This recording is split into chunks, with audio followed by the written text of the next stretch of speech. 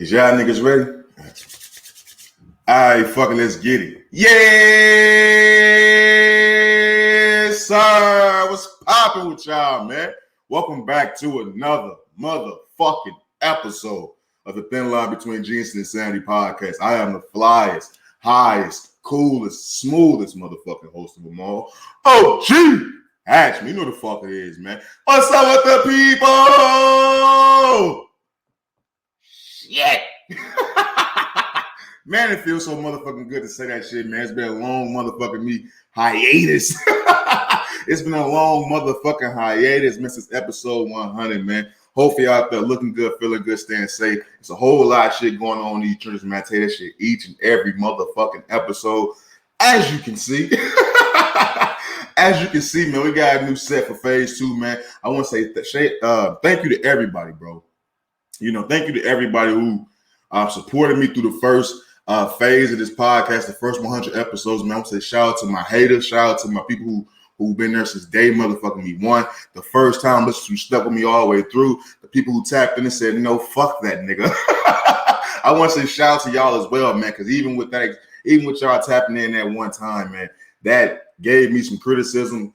Gave me some things I need to look back on how to perfect the podcast a little bit more. So we still doing that shit each episode. We getting better each motherfucking episode. Day by day, I'm starting to perfect my motherfucking craft. But like I promised y'all in phase 1, I told y'all I wasn't going to come back to phase 2 until I at least switched up the set, got new equipment and things of that nature. So that's what I did, man. I got some new equipment to help me edit the podcast. I got more lights. As you can see, we got a new setup. Went and got some new tables, more pictures and shit like that. Put it up for you guys to give it more of a podcast feel. I kind of got tired of sitting in a motherfucking me computer table, dog. I kind of got tired of that shit, man. I had big dreams and big expectations for the first 100 episodes, man. Some were met, some weren't met. So that's what phase 2 is for, to make sure we hit all our motherfucking goals and keep giving you guys great motherfucking content, man. So I want to say thank you very, very much for tapping in, and let's get this motherfucking show on the motherfucking road, man. Real motherfucking talk.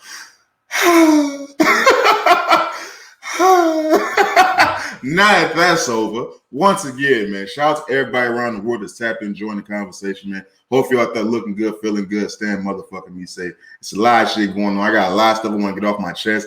And I feel like, I guess because I was doing this for 2 years straight. I did this podcast for 2 years straight to test myself, to make sure I really want to do this with the rest of my life. And I'm committed, you know what I'm saying? I'm in that thing now, raw. I'm in that thing, you know what I'm saying?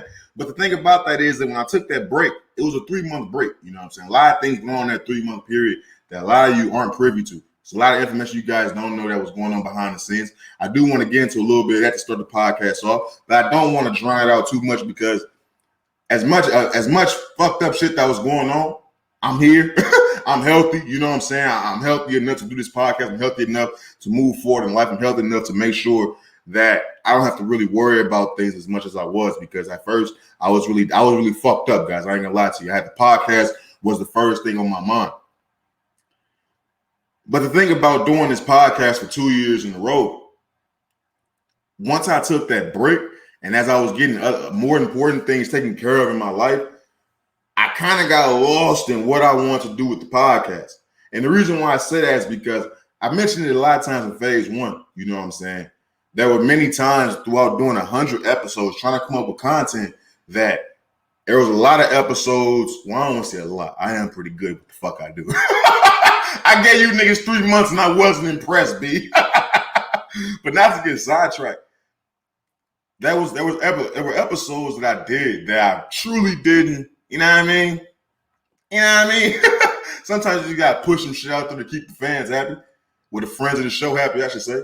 There was a few episodes I really didn't fuck with. And the reason why I really didn't fuck with, I felt like I was getting lost in trying to meet numbers, trying to keep up with what other people was doing, trying to stay relevant, trying to keep, you know what I'm saying, friends of the show happy instead of doing what this podcast was originally made to do, which was made to make me feel better. If it made motherfuckers feel good along the way, shout out to y'all. You know what I'm saying? Welcome to the motherfucking show. But this is really to make me feel better because this is like self-treatment. You know what I'm saying? Like, you know how motherfuckers be self-use, self-medicate. This is my self-medication. You know what I'm saying? We wasn't doing it. We help my back. We don't help my emotions. You know what I'm saying? So That's what this podcast was all about. So in taking that 3-month hiatus from you guys, you know, I really got lost, and then I got back and tapped into what I really want to do with this podcast, my vision with this podcast, and I really feel rejuvenated. You know, so I don't really plan on taking no more 3-month breaks and shit like that. I don't know how many more, you know what I'm saying, years we gonna go straight. But as always, we gotta stay on the grind. The grind don't stop for no motherfucking body. We was on the grind at 100. You know we on the grind at 200. You know we on the grind at 2. Who would I be if I didn't have a goal to reach? Like I say each and every motherfucking episode, man, you gotta challenge yourself to better yourself. You know what I'm saying? So we on the grind 200. Who knows? We may knock out another 2 years shirt on y'all niggas. I don't really give a fuck. I love y'all. Y'all love me, and I love creating content. There you have it. You know what I'm saying? But moving on, you know what I'm saying? We almost, 7 minutes into this motherfucking episode. Let's go ahead and get right into it, man. We got a lot of things on the docket. You know what I'm saying? We got a lot of things I want to talk about, get into this episode. We want to start phase 2 off the right way. You know what I'm saying? You see, I got Nipsey with me. Rest in peace, Nips. You know what I'm saying? We got Chadwick over there. I don't think I can see that poster, man. Rest in peace, Chadwick. Black Panther 2 coming out. You know I'm in that thing.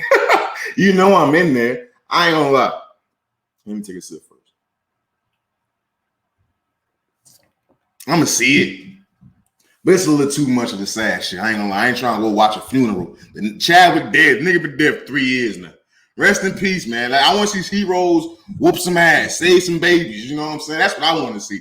I'm tired of this funeral shit, man. I'm sad enough. I'm sad enough. Real talk. But let's go ahead and get right into it, man. I want to go ahead and get a mental health check. You know what I'm saying? I tapped in a little bit and started the podcast off. I talked about me getting lost and things of that nature. This is really a mental health check, but also a health scare update for everybody that don't know what's going on. What was going on behind the scenes. Let me move this real fast. Boom. You know, it was kind of, I don't want to say, I guess you can say perfect timing, because as the 100 episode break was coming up, you know, I was really dealing with some health issues that I was mentioning on the podcast prior to that break. Legs and shit swelling up, not really knowing what's going on, not being able to walk, put pressure on my feet and things of that nature. Didn't know what was going on. Still to this day, we really don't know what was going on. We just know it's not what it could have been, which was, you know, blood clots and things of that nature. But throughout that time, bro, it was really a dark time for me because, one, I wasn't podcasting anymore because, one, I had reached my, you know, quote unquote goal, but also because I couldn't focus on the podcast because really I was in pain. I was truly in a lot of pain. And in dealing with that pain, I've always been somebody to, you know, when I'm down bad or I'm hurt and shit like that, I really go into a figuratively speaking corner, you know what I'm saying, and isolate myself and try to figure out my problems on my own, no matter how hurt I am. So as I couldn't walk and things of that nature, I was at the crib, literally just plotting all motherfucking me day. Now, I know everybody want to say that's how you make your money and how you make your next move. You got to plot your next moves, but it's also a strenuous and dangerous thing to be plotting 24/7. When you just plotting for 24, every hour that you up, that's a dangerous thing because you get lost in that shit. Your train of thought get motherfucking me. You get tunnel vision on something, and tunnel vision is cool to a certain extent. At a certain point in time, tunnel vision gonna fuck you up. Take it from me. I've been in tunnel vision my whole motherfucking life, and that's truly my problem. I just be on tunnel vision too fucking much because I have to focus on something to not focus on all the other shit that's gonna cause me pain in my life. But as I was dealing with this health situation, you know, a lot of my close friends know it, my close family members know it. I disclose it on my social media to a certain extent. There was a history, you know, of blood clots and things of that sense, things of that nature in my family, amputation and things of that nature in my family. So a nigga was really scared. I knew I had an accident a few years ago that left me permanent bruising in my legs. You know what I'm saying? I knew these things were happening. So when I was putting 1 + 1, I was putting this shit to equal 2. You know what I'm saying? But really it wasn't. You know what I'm saying? It wasn't the case at all. We found that it was all good with that. I still deal with, you know what I'm saying, my legs and things swelling up of that nature. But now that I know it's not blood clots, now that I know it's not a heart problem, now that I know those things, I'm Gucci. I've always told you ever since day one, I'm scared of the unknown. And now I know that's out the way, I'm good. But the main thing that I focused on throughout that time is that I really saw who gave a fuck about me. You know what I'm saying? Hey, my mic on? Yeah, my mic on. I was gonna get pissed off. I really seen who was there for me, fam. And the reason why I say that is because there was a lot of people who wasn't there for me. And I'm not even talking about people that, you know, that social media interaction shit. Fuck that. I'm talking about family. I'm talking about family, my nigga. I'm talking about friends. I'm talking about motherfuckers who I straight be there for, support them through everything they do. I let it slide with people not really supporting the podcast like that. I let it slide. It bothered me at first. I ain't gonna let it bother me at first, but I let that shit slide, B. I truly did. Because I was like, you know, I can't force somebody to like my shit. If a motherfucker don't like my shit, they don't like my shit.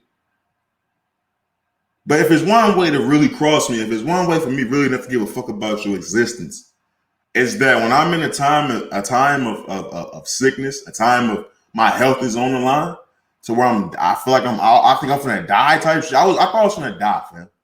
Niggas that know Hatch thought he was gone. I thought I was out this motherfucker. Tapping, cuz. I was tapping. And this motherfucker having panic and anxiety attacks and shit like that. Passing out. I was doing that. And it dawned on me. No niggas wasn't there. The people that was there, I ain't talking to y'all. Y'all know I love y'all forever. You know what I'm saying? You know. But the motherfuckers who wasn't, I put it on my social media. It's sad that it's easy for me to notice people who wasn't there when I was going through my fucked up time. It's crazy. I got people I had just met throughout the wham, you know what I'm saying, who showed more interest in your boy. I got people 5,000 miles away who showed more interest in your boy. You know what I mean? So where was niggas then? That's my question.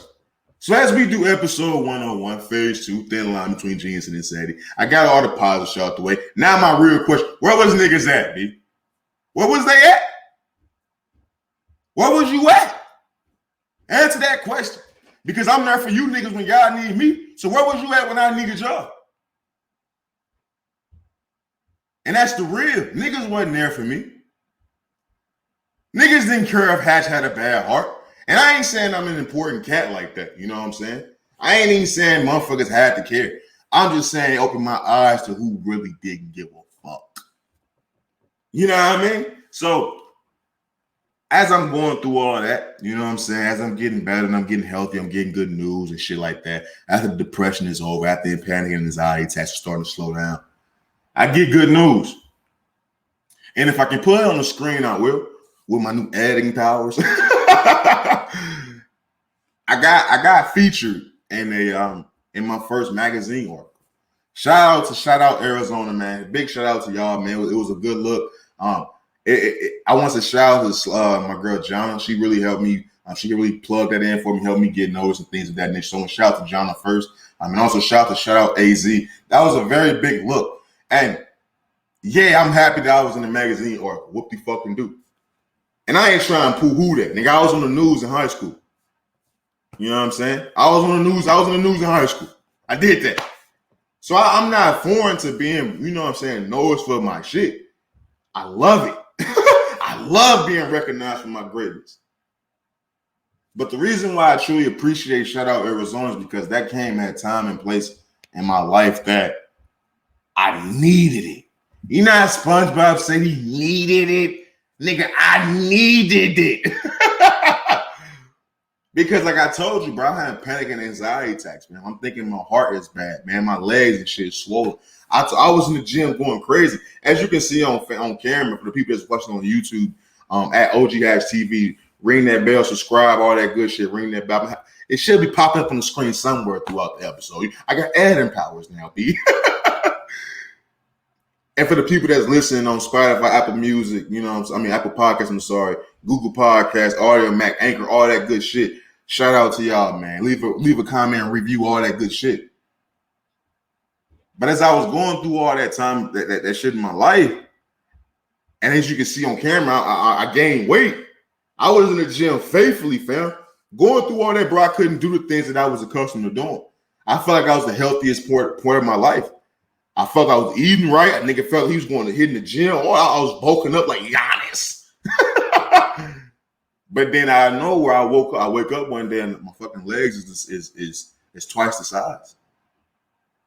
My socks, you take my sock off, my damn legs shrink like that, but everything else is this big. So for Shout Out Arizona to feature me in that magazine, man, I truly appreciate it. I did order me a copy. It's gonna take a few, it's gonna take a few weeks. I ain't really tripping off that. But once that get here, the physical copy of that magazine will be put up somewhere behind me. It may be right next to the Mama Mentality Kobe book. As you can see, that's behind me as well.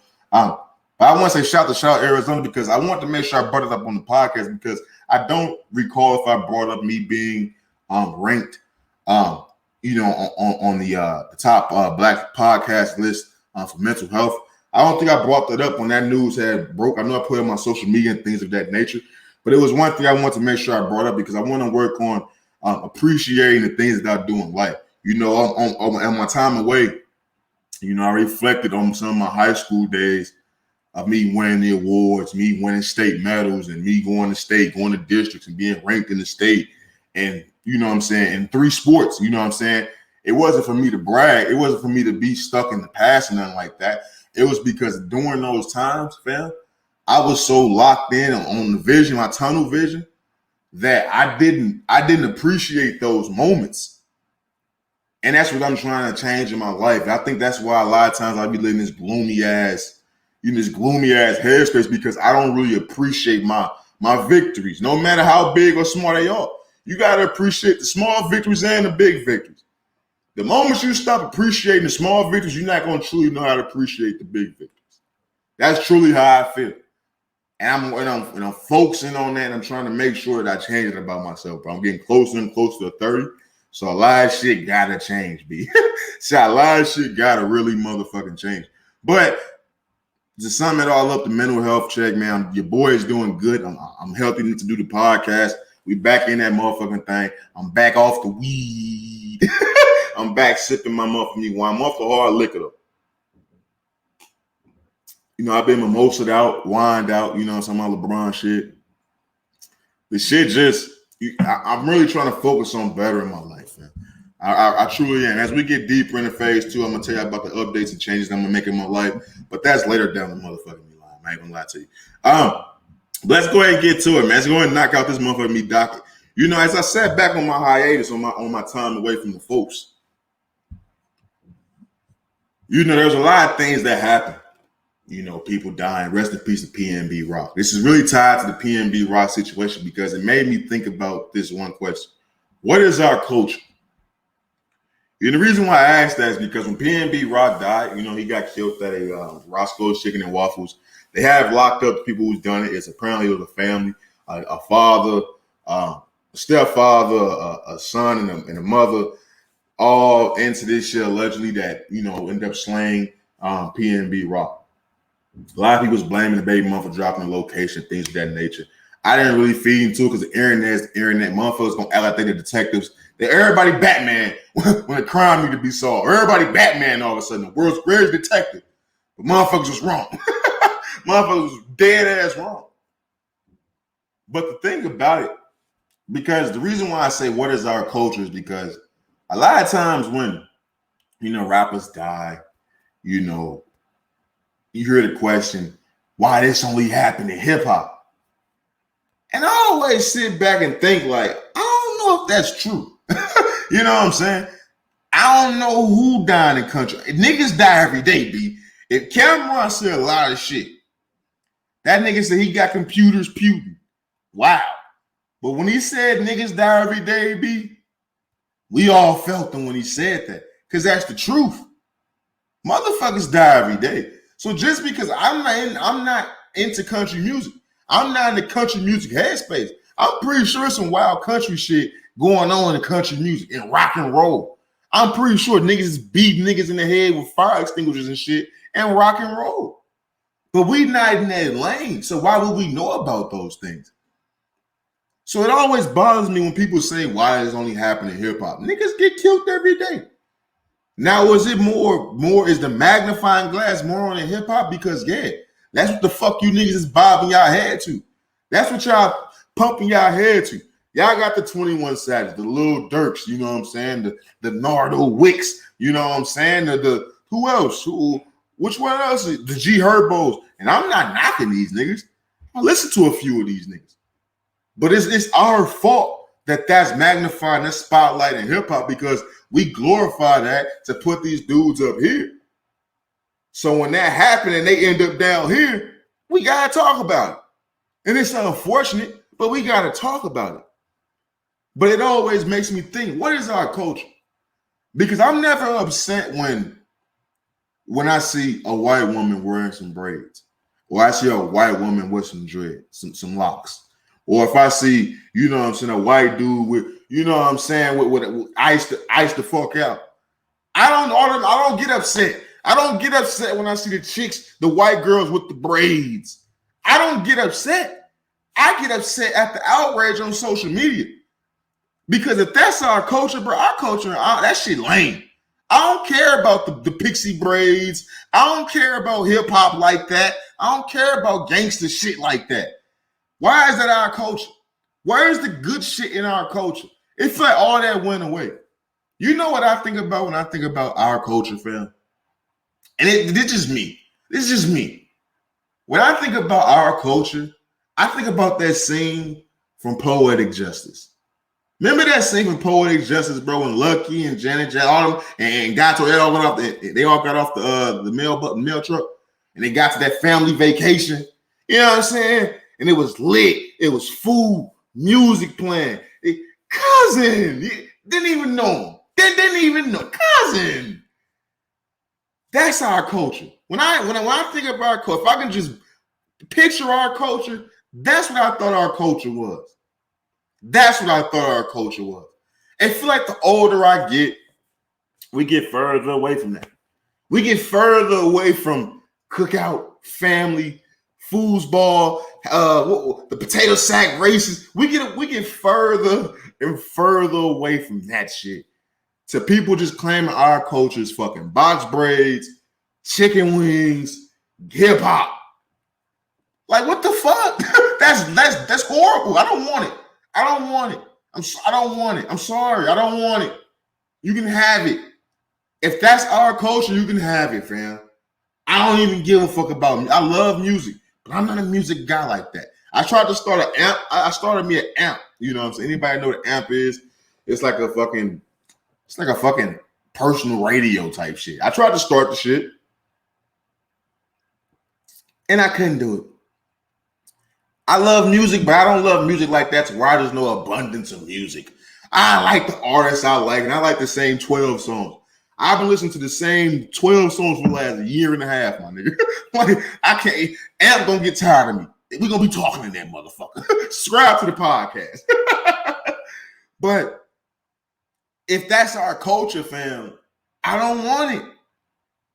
And the only reason why I ask what is our culture now, and I pose and I bring the question up is because I feel like black people, my people, only talk about our culture when we see a white woman with some fucking box braids. When we see a white woman with some pixies. We see a white dude with teardrops and gold teeth and the motherfucking Cuban link. When we see white people doing the motherfucking nay-nay, when white people doing the giddy and shit, that's when we say that's our culture. I don't care about that shit. I say it all the time, man. Black people care more about, you know what I'm saying, hair trends than they do about land. That's a fact. That's a fact. If motherfuckers care more about purchasing some land than they do about how white people get our black hairstyles, I don't give a damn about a hairstyle, fam. I don't. So what is our culture? Because we only claim our culture when bad shit happens. I don't never see good stuff happen and be like, see, that's our culture. I don't see when LeBron, and I know y'all get tired of me talking about LeBron, but I don't see when LeBron go from doing this on the cover of Sports Illustrated, The Chosen One, to 20 years later like this with his two kids behind him. I don't see nobody saying, that's our culture. That's a nigga bringing his kids with him. You don't hear that. You don't hear that. You don't hear that. You don't hear that's our culture when it's some good shit. You only hear our culture when it's some bad shit. I tell people all the time, fam. And damn, it's hot under these lights, man. I know I'm probably shining on camera, goddamn. And now I see what Joe Budden and Michael Irvin, them niggas be going through, fam. When you under these lights, and I can't have the air on because I'm recording, man, that should be all in the background. When you under these lights, my nigga, you get hot. But it just blows me away, fam, that we only talk about our culture when it's some bad shit. You know what I mean? Like, we gotta change that, because I say it all the time. I feel like we are programmed, dog. I feel like we are programmed to tear each other down, bro. I truly feel like that, because we only focus on the negative. Like, real shit, we only focus on the negative. That was the main part of me starting this podcast, to shed light on the positive. Now, I got along the way, you know what I'm saying, the negative becomes the more dominating headlines.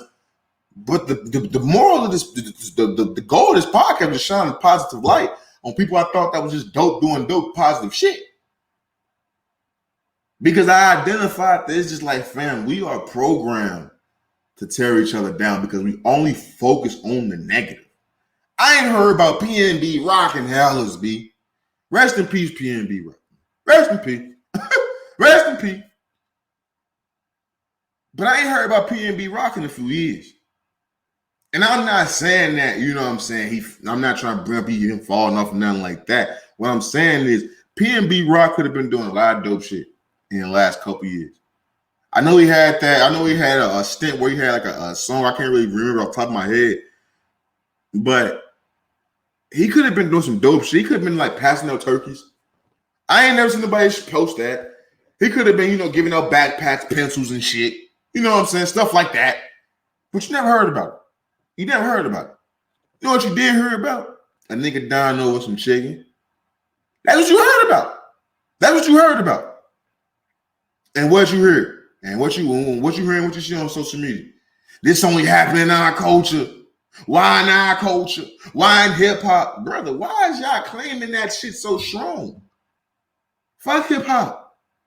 Fuck it. Okay, I like music too. Fuck it. I don't care about it. It's cool. It's cool. It's cool. You know what I mean? Like, yeah, in a deeper conversation, yeah, I stand 10 toes with hip-hop. But in a bigger conversation that I'm speaking of right now, man, fuck that shit. Because I want to identify what our culture is, bro. What is our culture? Who is leaders of our culture? What is it? Identify it. Leave it in the comments. Shoot me a DM. FaceTime me. Shoot me an email. Nigga, let me know. Let me know. But it's just a question. Just a question. Real talk. But moving on, man. Let's go ahead and get to Ime. And I hope y'all digging the set, man. If y'all messing with the new set, man, let me know in the comment section. Let me know in my DMs or anything. However you want to let a nigga know. Let me know, man, if you mess with the new set. I'm feeling a little bit more comfy in this thing. It's a mix of my old sets. When I first started going digital, I was on the couch at my old place. So it was a little bit more wider out. Wasn't, as packed as this. Then we switched to the whole desktop situation I had set up. And then we kind of mixed the two together right now. I'm at my new spot. I like it. It's going to be more updates along the way as well. But let me know in the comment section if y'all messing with the new setup and things of that nature. Let's go ahead and get to Ime. This was a few weeks back now. Of course, this was, big news, which I really don't think it should have been news. Well, I didn't at first. When this story first broke, I didn't think it was a story. Because you got the whole Brett Favre shit going on that broke like a couple days later. What, he's still not getting the coverage he should be getting? But I'm going to leave that for next week. I'm going to get into Brett Favre ass, no homo. Can I say no homo anymore? Man, fuck that shit, no homo. Ime Udoka has been suspended for, they say a year, but it's really an indefinite suspension, fam. They didn't tell him he getting his job back. He can come back to coaching after the year suspension. They said they're going to reevaluate him after the year suspension. He really suspended indefinitely. Indefinitely is crazy. Everybody's focused on Ime Udoka, sleeping with somebody. And I get uncomfortable when I have to talk about who's fucking who. Like, I truly do. Because I ain't fucking nobody. I mean, what the fuck? My dick ain't getting wet. So why am I talking about it? My nuts ain't busted. So why am I talking about it? But the situation is kind of crazy on all levels, because to break it down in simpler terms, I should say, for people who, give it up how I give it up. This nigga Udoka, Ime Udoka, boyfriend of Nia Long, baby daddy of Nia Long, the nigga head coach, black African-American head coach of the Boston Celtics, fumbled the bag, he sleeping, having a relationship, an affair, consensual relationship with a white woman that was married to somebody who had some juice in the organization. Now, it blows my mind. I found out some things about myself. I'm not gonna lie to you. When I first heard about the Ime Udoka shit, I thought they was going hard on Ime. I truly did. Oh damn, they're gonna suspend him for getting some ass a whole year. At least bring him back All-Star break. That's when season started. Christmas, after Christmas, February time. You know what I'm saying? But when I found out, if the rumors is true that he was sleeping with a white woman, oh man, throw this nigga out the league, B. That's when I got upset. Because look, don't get me wrong. I like thick white women too. I don't know if this woman was thick or not. It's the moral of the story. My brother, you just allegedly cheated on Nia Long with a white woman. You lost your job over a white woman. You was the head coach of racist ass Boston, and you lost it, ironically, over a white woman? Come on, Ime. Like, I can't support you no more. I can't. Because then the reports come out that after a while, she stopped really trying to sleep with dude, and they say he became obsessed. This is all alleged. I don't know the ins and outs. They really not trying to release all the whole story. So you got to grab bits and pieces from shit that get released from certain corners of the earth type shit. But they say dude allegedly became obsessed, wanting to still hit that all on the flow type shit. And it's like, dog. If she was, look, the first picture, the first lady that they said was the woman, I was like, look, Nia Long got to get over that shit. It is what it is. Shorty fine. She around 24/7. She like hoops too. Like, come on, Nia. You got to let that one go. You know what I'm saying? Go to your mama house, whatever you want to do for a few weeks, but you got to let that one slide. You know what I mean? But when I seen it was a white woman, I ain't gonna lie, I was kind of like, oh no, I can't support this nigga. Like, this was even after I found out this was like somebody with some juice wife. Like, when I found out, I was like, hey, nigga, your bitch your chick got hit, nigga. So what? But when I found out this was a white woman, B, I was like, man, you gotta go through the ropes again, B. I'm sorry.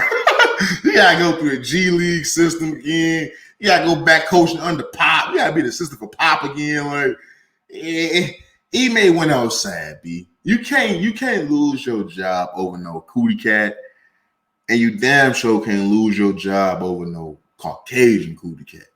It ain't worth it in no life. Not the afterlife, not this life, not the past. It ain't never worth it, bro.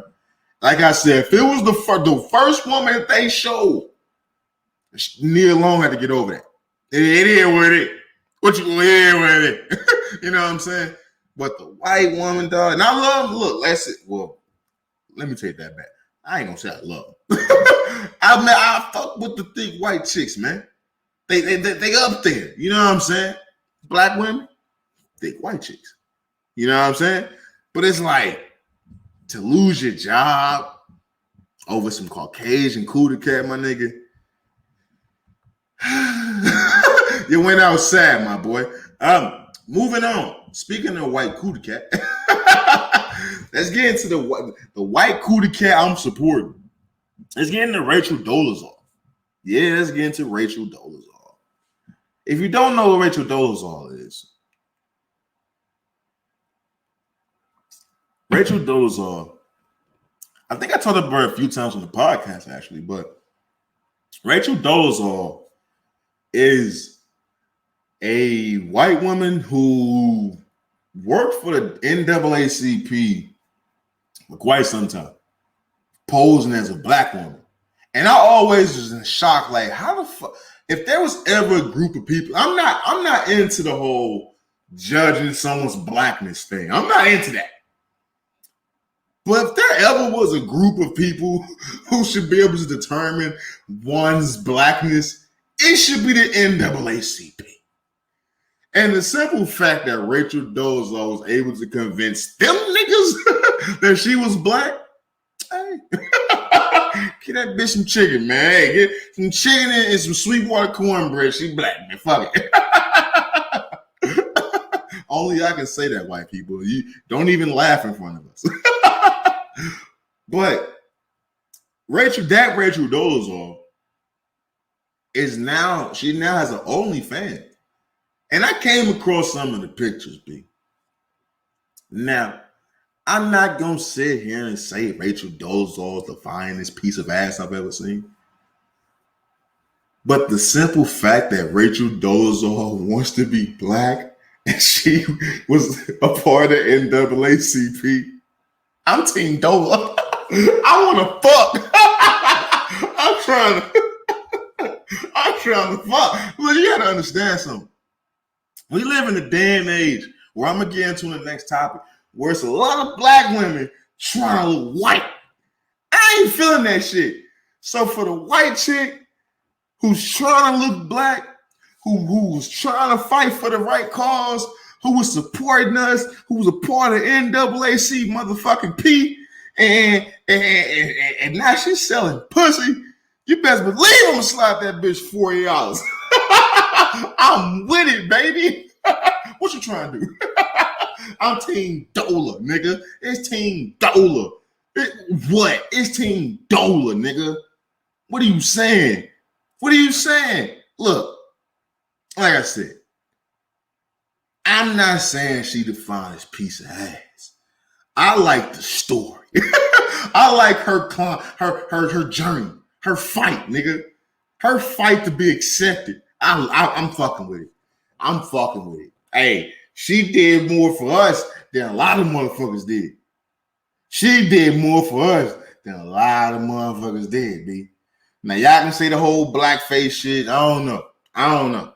Y'all say the old girl what's the old girl name?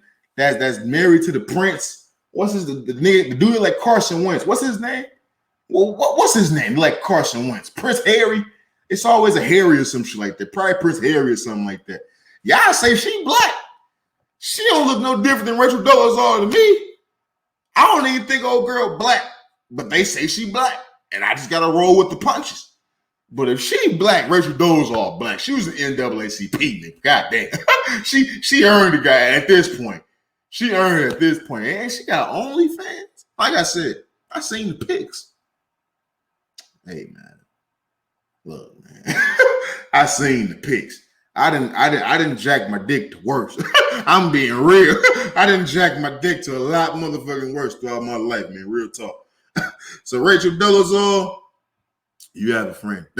you have a friend in me. Real talk. Moving on though, man. You know, for the people watching this, I know that popped up on the screen. Y'all was like, what the fuck? On the screen, the topic is Who are black women competing with? And I gotta be honest with y'all, man. It took me a long time to come up with the right topic, to the right words, for the topic. Because I always want to make it clear and make it known that I'm pro-black as fuck. Like I'm so pro-black, dog, that like there's some borderline ism. You know what I mean? There's some borderline ism in my toothpaste every morning. The shit's in me. I'm that pro-black. And I'm not, I don't want to say I'm proud of it, but that's who I am. You got to accept it at a certain point in time. I think we all are, a little bit, like that. Just based off with our history. And the topic is so touchy because when you, as a man, when you say things like this and you talk about things like this, you always gonna get some backlash. And quite honestly, I don't really give a fuck because I know my heart's in the right place. And I just got through talking about Rachel Dolezal, and these topics they blend in together. That's why I did it like this, because I get through talking about Rachel Dolezal, a white woman trying to be who appears to be one to appear black. We all know the Kim Kardashian, whole Kardashian family. We all know about how we see it on social media all the time. We see all these, well, not all these, but the white women who get money, who go get the big lip injections, who go get, the hair weaving stitches, who go get the ass shots, who go make their body look more like the African American woman's body. And we see this. I just got to talk about earlier in the podcast that women get mad about white women getting box braids, pixies, and froze, and motherfuckers wearing grills and shit like that. I just talked about that. All this ties in together. I know what I'm doing. I'm good at this, guys. Trust me. As we see white people doing that, and then we see on the other side of the coin, all these African American women going to get all this plastic surgery. And I've had many points and many topics and discussion on this podcast about my feelings toward plastic surgery. This isn't about trying to tell anybody what to do with their body. It's an observation that I made. When I see all these black women getting these surgeries to look like somebody else, my question originally was, why do black women hate themselves this much? But then I said, no, it's not my place to say that. Because as I thought more, that's not my place to say that because I'm not a black woman. I don't truly know what's going on with that. I know as a black man looking at the situation, I see way more black women trying to look like something else. I've always been a full supporter of natural bodies and things of that nature. But this isn't about what I prefer or what I'm into. It's just what I'm seeing. When I see women going to go get a bag, what's the first thing they go do? They're getting something done. They're getting something fixed. Lips, nose, ass, stomach, thighs, ankle, foot, big toe. Something's getting fixed. Something's getting altered. Something's getting changed to look like somebody they seen. When all throughout my life, any black woman I've ever talked to, I feel like I love their body more than they do. And it's crazy. I feel like I gotta go out of my way to make the women love their body. Let them know how much their body is beautifully and attractive and amazing and all of that. It's a temple. All my life I've had to do that. So now when these women get bags, they go change their body. They go change their nose. I don't know if y'all know this. When y'all go change y'all nose, you don't look like the same person. When you get your cheekbones and shit deleted, you don't look like the same person. And like I said, this is not about telling people what to do with their body.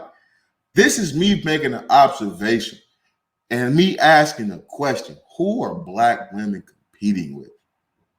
Because everybody's trying to look like you and y'all trying to look like somebody else. And not all. Like I said, I love my natural queens out there. And damn, I love my fake queens out there too. Give me a better word than fake and I'll use it. But what am I gonna say when it's plastic in that shit? I'm sorry. And I ain't trying to dish you, but I'm sorry.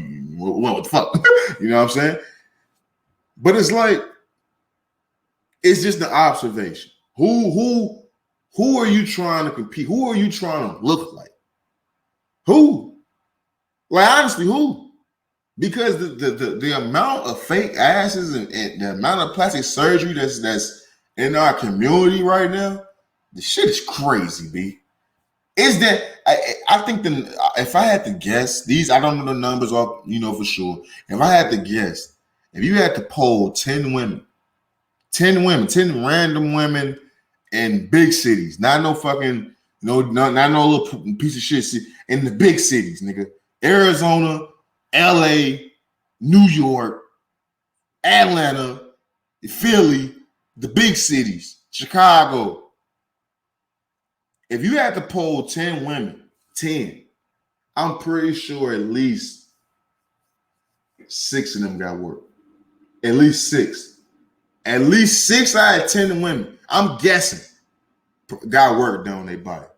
Titty lift, I'm saying got work, nigga. And I'm not, like I said, I'm not knocking, I'm asking a question. Who are you competing with? Who are you trying to look like? What is this, dude? Why do you hate yourself like this? I spent too much time trying to let black women know that I've been dealing with. Shorty, your body's amazing. My dick is hard. My dick ready to go. Go. You know what I'm saying? But it's like, they don't be feeling that shit. And it's just crazy to me. Like, it's crazy, man. It truly is wild to me that that's the life that we live in now. Yeah, it just truly is. That's the life we live in. That motherfuckers don't like their body for real, and I truly don't understand why. The black woman's body is amazing. Even the baddest. You take the baddest built bitch in America. You take the 3 baddest built bitches in America: white, black, and fucking Hispanic, Latino, Irish, Indian, whatever the fuck you want to be. The black woman gonna look the best.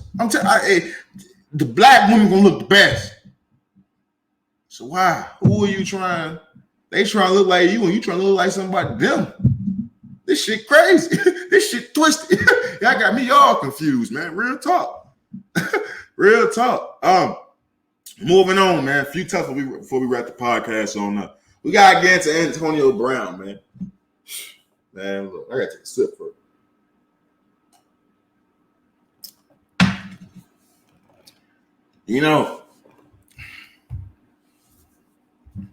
I had so many plans on coming on to phase 2, putting that shit on. You know what I'm saying? I had so many plans on putting that shit on, dog. Like, I've been walking through the house putting that shit on. I can't do that. I mean, I know I just did it, but I can't do that. And the reason being, before I said that, man, hopefully, when I edit this, I gotta see, man, because the camera is, up and further away and back there and shit. It's the shit different now. Hopefully, I'm looking into the camera more. You know what I'm saying? Hopefully, shit not all fucked up, man. Hopefully, I'm giving y'all a good show. Give your boy a like in the comments and all that shit too. But the thing with Antonio Brown, I was so happy for Antonio Brown because I was giving Antonio Brown so much shit for his whole, the way he left the NFL. I was giving Antonio Brown shit for pretty much not being recognized as one of the greatest wide receivers of all time anymore. People don't even talk about football when they talk about Antonio Brown. Antonio Brown is truly one of the best you've ever seen. That's a fact. But he's done so much shit that's not even irrelevant. That's not even relevant now. I just seen a tweet earlier today at OGHatch on Twitter. Follow your boy. That they asked, was Antonio Brown a Hall of Fame? And I said no. And when I clicked on no, I said like 73% people said no too. And I'm pretty sure everybody was thinking what I was thinking. It's not because of his talent. His talent is amazing. If they made T.O. wait, 5 years? You gotta make Antonio Brown wait at least 20. You gotta make AB wait at least 20.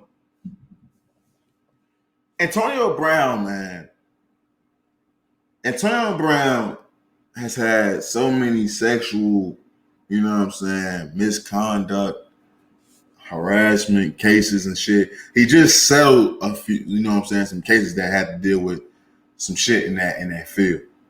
And I wish I did more research to bring it up on here, but I didn't want to because, like I tell you every time, a lot of times when you get a certain jacket, details and shit don't matter. Truth don't matter. You got that jacket on, nigga. It's 80 degrees and sunny. You got that jacket on. You know what I mean? AB had just got through selling some stuff, quietly sell some stuff in court, with a few of those cases. And a video just leaked, surfaced of AB, and what was he, Abu Dhabi or something like that? He was in foreign land. I think it was Abu Dhabi, though, Dubai or something like that. And he was exposing himself in a public hotel pool. Dick all out, you know what I'm saying? Slamming women, putting his ass cheeks in women's face. And on the surface, people will look at that and be like, yeah, it's AB just being AB.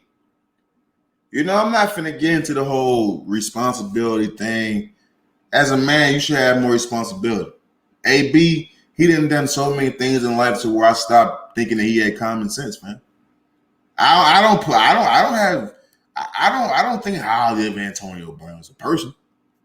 Never did. When he had those hairstyles, bro, I knew he was a weird nigga. I'm being honest with you. I'm not surprised by it. Look what he had. He had fucking Lego in his head. I'm not surprised by shit he's doing. The nigga was outlandish. But when you cross certain lines, man, I don't care how many touchdowns you score. I don't care how many toe drag swags you had, toe taps. I don't care about none of that shit. I don't care about putting that shit on. I was gonna be doing that shit all phase too, putting that shit on. I don't care about that shit no more. When he performed at that Rolling Loud, whatever that was, I tweeted, I'm happy for Antonio Brown. Because he was just getting killed weeks prior for the whole, walking off the field stuff, last season stuff. I felt he doing what he wanted to do, and he getting a look. And the whole world putting that shit on. But when you fast forward to what he's doing now, and the topic is, will a real Antonio Brown please stand up? He's standing. This is him, guys. This is Antonio Brown.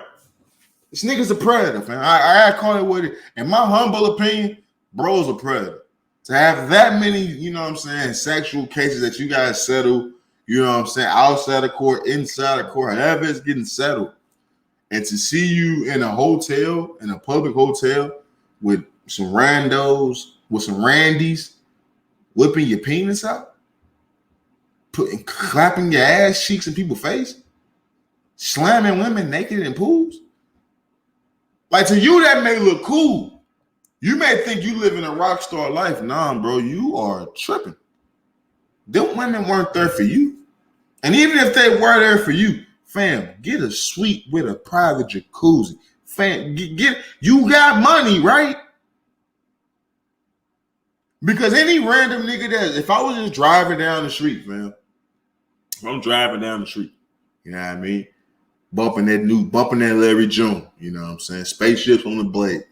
I'm bumping that shit. And I happen to, gander to the right. And I see a naked man in the public lake. What you think I'm thinking? You thinking I'm thinking that nigga cool? You thinking I'm thinking that nigga got a story to tell? That's what you thinking I'm thinking, AB? That's what you thinking I'm thinking, AB? You thinking I'm thinking that nigga got something on his mind? He got a voice. He the voice of the streets. That's what you think I'm thinking? No. I'm thinking, man, lock that nigga up. Get that nigga off the streets. That nigga's a offender. Put him on the sex offender list. It's kids out here. It's married wives. It's married women out here, nigga. It's straight heterosexual men that don't want to see another nigga's penis. That's what's going on in my mind. Let me pull my phone out. 911. That's what I'm thinking about.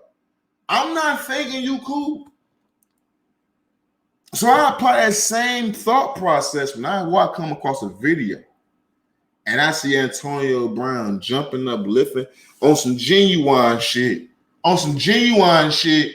lifting his dick out the water. Lock that nigga up, B. I don't give a damn about those receptions. I don't give a damn about the toe drag swag. I don't give a damn about the outfits. I don't give a damn about the Lego hairstyles. And I damn sure don't give a damn about putting that shit on. Lock that nigga up. Lock that nigga up. That's an offender, dog. That's a predator-like behavior. Nigga got that many people saying he did some foul sexual shit to him. And nigga on video whipping this shit out in the public. Come on, man. Come on, man. I'm watching Dahmer. I'm watching Dahmer.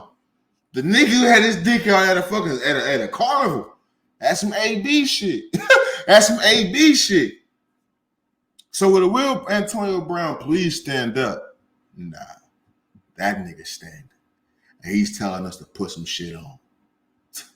It's some wild times, dog. Niggas stop potting for 3 months and niggas just lose their mind. Niggas start exposing themselves. Like, it's crazy. It truly is crazy. Moving on. Before we wrap the podcast, so let's go ahead and get to this, man. I put this poll up on Twitter. And I asked this question to the peeps. Who's the more exciting player to watch? Patrick Mahomes or prime Michael Vick, nigga? Yeah, prime Mike Vick. Atlanta Falcons Mike Vick. And to be honest, it's my show, my rules. I'm taking prime Mike Vick and I'm taking Philadelphia Eagles Mike Vick, nigga, because he was nice with them too. Is who's the more exciting player to watch? I pose this question because I think I was watching Undisputed, and they said Patrick Mahomes was the most exciting player to watch as Barry Sanders. And then it's coming off the whole, what was that, Monday night? No, it was Sunday night against the Bucks, where Patty Mahomes did the spinneroo, the hezzy flea flicker to a nigga in the end zone. Like, Patty Mahomes be doing some shit on that field, bro, that I don't even know how he got the balls to do that. Because 90% of what Patrick Mahomes does, they do not teach you that. Like, you're not supposed to do 90% of what Patrick Mahomes does. I think that's why he get away with it, because niggas know he's not supposed to be doing that. He's not supposed to be running right, falling down, throwing it across field. He's not supposed to be doing that. Like, when you do that growing up, they yank you. They yank you. Patty be doing stuff that you're not supposed to be doing. And it works every time. Like, it works every time. And then it also goes back to, people always were saying that Aaron Rodgers was the most talented quarterback they've ever seen. And I've never agreed with that. And everybody know I'm a closet Bears fan. You know what I'm saying? Them niggas just been so bad. Like, I don't even feel comfortable saying it out loud. But I'm a closet Bears fan. I'm back watching football. You know what I'm saying? Like I said, drinking my mimosas, eating my grapes, and smoking my weed, watching football every Sunday. So I make it a self-care day. But Justin Fields is just, the nigga only throw the ball 15 times a game. Like, what the fuck am I watching? And as a closet Bears fan, one would say I'm hating on Aaron Rodgers. I don't think Aaron Rodgers is more talented than Michael Vick. I ain't saying Michael Vick better than Aaron Rodgers, but talent, skill set, nigga, I think people forget how big of an arm Michael Vick had. We all know about how fast and his running ability. I don't think people know how big his arm was. Like, the shit they said about Lamar Jackson and the Cam Newton and shit, they didn't say that shit about Mike Vick. Mike Vick was a lefty gunslinger, nigga. A lefty gunslinger who ran a fucking 4.3. And it's like, the nigga, he threw it on the run, he threw it in the pocket, and he ran. I don't think that Aaron Rodgers is more talented than Michael Vick. Now, is he better? I mean, I'll give it to him. He got more comps. He got one ring. He got the MVPs and shit like that. But when it comes to Michael Vick and Patty Mahomes, those are the two people I'm asking that question about. I didn't see Barry Sanders, obviously. And obviously, I seen, more of Philadelphia Eagles prime Michael Vick than I seen the whole Michael Vick that really had shit on lock. I was a kid. I saw it, but I really understood the game. Philadelphia Eagles, then you go back and watch the Atlanta Hawk Mike Vick. But the reason why I give Mike Vick such a nod, bro had the culture on his back. Every yard meant something more. Every yard meant something more. He had the culture on his back. Imagine if Lamar Jackson was turned up times 5. Because I think Lamar Jackson turned up. He got the culture, but he ain't got the culture like Vick had the culture. Vick had the culture, nigga. Vick was in commercials, nigga, with the niggas. That was Vick. So imagine that and doing what he did. Vick was like AI of the NFL, bro. So when it's like when you watching Vick and you know what's going on, even when he had the whole dog fighting situation, bro, and he came back to the Eagles doing that, it meant more. He had the culture on his back. Everybody knew he was doing shit that them white folks didn't want to see him doing. They did they damnedest to get that nigga out the way. They damnedest. So it's like with Patty, Patty up there. My boy Scooby said he ain't passed Vic yet, but it's close. And I'm with him. It's close. Because Patty be doing shit every Sunday, fam. At least 6 times a game. Not once a game. At least 6 times a game. Patty Mahomes do some shit that make me stand up and say, oh my God. Every time. Now, like I said, he's not the first player I seen do a no-look pass. Matthew Stafford bum-ass was doing that shit in Detroit every damn time he played the Bears, bro. Every time. That way. Doing some shit like that. He not the first, shorter, chubbier quarterback to get loose. Russell Wilson did that shit. Aaron Rodgers was doing that shit. Always, this is how I put them quarter. I say Aaron Rodgers and Patty Mahomes and Russell Wilson is like the same type of nigga for real. They skill set like the same. Patty Mahomes is a little more funkier with his shit. But they all backyard style quarterbacks. But it's something different with Patty. It's like I don't know if them other dudes is too scared to do this shit Patrick Mahomes do. I don't know if it's the weapons. Because, don't get me wrong, Travis Kelce always been nice. He was nice with Alex Smith, too. But that nigga, this nigga Patty Mahomes be throwing some ooh-la-la-ass passes into Travis Kelce. It make everything hit different. You know what I'm saying? So it's like, with Patty Mahomes, I posed the question to all the friends of the show. Who's the more exciting player to watch? Prime Mike Vick or Patty Mahomes? Twitter said it was still prime Mike Vick. I polled it on Twitter. People, they voted. They still say it's prime Mike Vick. My boy Scoob says it's still prime Mike Vick, but Patty Mahomes is close. I don't know if the people just got to see a little bit more for a longer period of time because we grew up on Mike Vick or what. But that nigga Patty, man, dog, man, that nigga, he different. I hate his voice.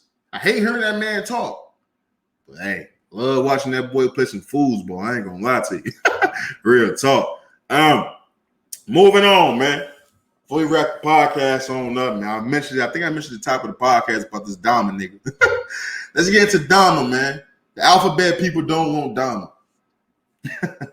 They ain't gonna like that shit. I'm gonna tell you that now. I came across this information about Netflix. The whole Jeffery Dahmer docu-series or show. Can you call it docu-series? Because I guess, I don't know. The whole Dahmer show on Netflix, man, turning everybody's heads. It really shocking how many of you niggas didn't know who Jeffrey Dahmer was. You niggas on Facebook and Instagram way too much, bro, to not know who Jeffrey Dahmer was. The nigga was eating niggas. Like, you didn't know about the white man eating niggas? Out of all the things you know in the world, you don't think as a black person you should have known about the white man who's eating niggas? I mean, damn, like, what the fuck? But on Netflix, when they first released the whole Dahmer show, it was under the LGBTQ plus, genre. So news comes out that Netflix removed the Dahmer show from the LGBTQ plus genre. Now, I'm confused. I'm confused because he definitely was gay. I mean, all the killing and all the, keeping the heads in the refrigerator and, eating bowls of soup out of skull heads, all that shit aside, Jeffrey Dahmer was gay. He definitely played for y'all. He definitely wore that jersey. Like, I mean, you gotta claim him, don't you? I mean, I'm not saying you gotta put statues of that nigga up or nothing like that, but he was gay. Like, I was seeing some shit on social media where niggas was like, man, ain't no way I would have fell for that Dahmer shit. I was like, it never crossed my mind if I would have fell for some Dahmer shit because Dahmer wouldn't even fuck with me. I ain't gay. I'm pretty sure I would have ran if I lived in that apartment complex with Dahmer and I see a nigga at the mailbox. Oh, what up, Jeff? I probably wouldn't know a nigga was a killer because he wouldn't even target me. I ain't gay. Jeffrey Dahmer was killing gay niggas because he was gay. Like, so it blows my mind. It blows my mind that this is not associated with LGBTQ plus shit or the community when he was clearly gay. I'm so confused on this whole equality shit, man. I'm so confused. It's like everybody want equality until the shit don't feel comfortable for them no more. Like, I'm not saying all gay people is gonna be Jeffrey Dahmer or some shit. So why the fuck are y'all so offended to have this shit associated with y'all genre when dude was clearly straddling niggas? If you watch the Dahmer shit, it's literally a scene where Evan Peters is butt-ass booty naked, straddling a dead butt-ass booty naked man. Now, them niggas weren't playing 2K. Like, I don't know what the fuck they was doing. Like some sex shit to me. So it blows my mind that they're able to just say, nah, he ain't one of us. Dude he was fucking other men in the ass, in the mouth. He was hearing their heartbeats and shit. What the fuck is going on? I'm gonna say this. If you had any questions about whether or not Jeffrey Dahmer was gay, ask yourself this. As a man, have you ever wanted to listen to another man's heartbeat? Get this nigga out of here, man. Get this nigga the fuck out of here, B. Gay.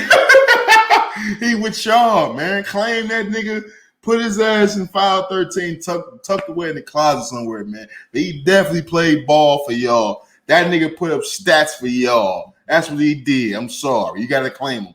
Jeffrey Dahmer. He was with y'all, man. And by the way, fuck Jeffrey Dahmer for all that shit he did, man, to all them families. Rest in peace to all those victims, man. I still got 2 episodes left of that shit. Sad shit. Milwaukee, bro. Lately, I've been saying Milwaukee, after all the news that's been coming out of Milwaukee these last couple of years, I've been saying that's a wild-ass place to live. But just remembering that all that Jeffrey Dahmer shit was in Milwaukee, I don't think people talk about how dangerous and wild of a place Milwaukee truly fucking is. Like, Milwaukee been a wild-ass place for news headlines for years. Years. That shit crazy.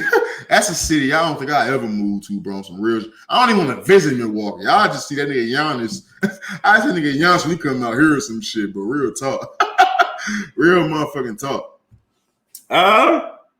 Shit, man, I think that's all we got. Let me see.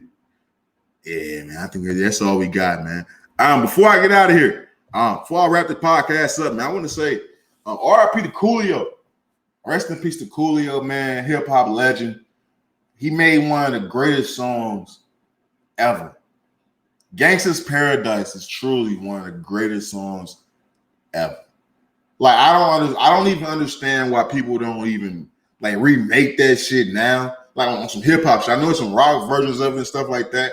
But like people need to sample that, bro. Like top to bottom, that's one of the best songs ever. Coolio, Gangsta's Paradise, bro. I listen to that shit every day. I listen to Gangsta's Paradise every day. Like that shit is that's an amazing song, bro. Like it's sad. They say he was good. They say he performed his last show like a couple days or weeks before, and they say he was good. They say he was in good spirits, good health, all that. And you just get news that he died. You know, it's sad. I tell you, each and every episode, man, life comes at you fast. You never know when you're gonna be on your way out. You never know when you're going to tap out, man. I thought my time was coming. I thought my heart was all fucked up. Luckily, I'm still, I'm still here. Got good news about that. And it's sad that knowing that Coolio was appearing to be good, that now he's gone. You know what I mean? It truly is. It truly is sad. So I want to say rest in peace to Coolio, a legend.